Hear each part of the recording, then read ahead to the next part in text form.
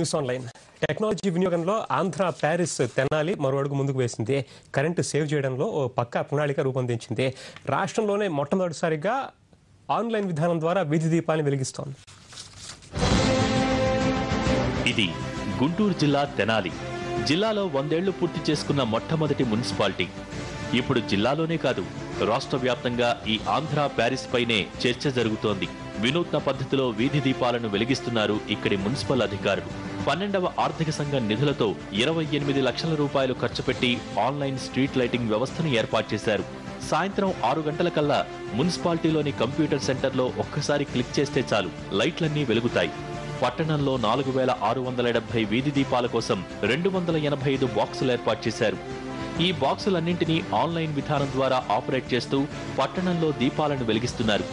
దీనికోసం street light wireless automatic transmission సాఫ్ట్వేర్ను ఉపయోగిస్తోంది మున్సిపాలిటీ. కేవలం ఒక్క మనిషి 5 నిమిషాలు పనిచేస్తే చాలు, నగరంలోని 4000కు పైగా లైట్లు ఆన్లైన్ సిస్టమ్ ద్వారా వెలిగించవచ్చు.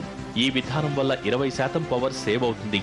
తెనాలి పట్టణంలో పురపాలక సంఘం తరఫు నుంచి మొట్టమొదటిసారి రాష్ట్రంలో ఎక్కడ కూడా ఈ విధంగా జరగని కార్యక్రమం ఒకటి చేపట్టాం.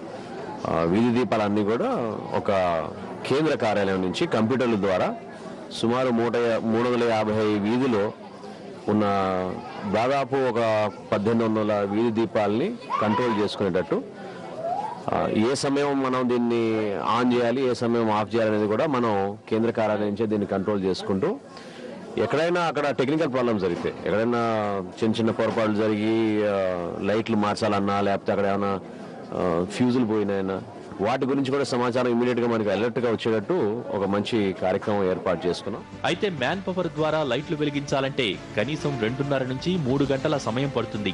దీనికి తోడు లైట్లు ఆపరేటింగ్ చేయడానికి 15 మంది పనిచేయాల్సి ఉంటుంది. ఈ విధానం ద్వారా టీ తాగినంత సేపట్లోనే లైట్లు ఆపరేట్ చేయవచ్చంటున్నారు అధికారులు. అంతేకాదు, ఏ వీధిలో లైట్ వెలక్కపోయినా వెంటనే కంప్యూటర్లో తెలిసిపోతుంది. దీంతో వెంటనే సమస్యను పరిష్కరించవచ్చు.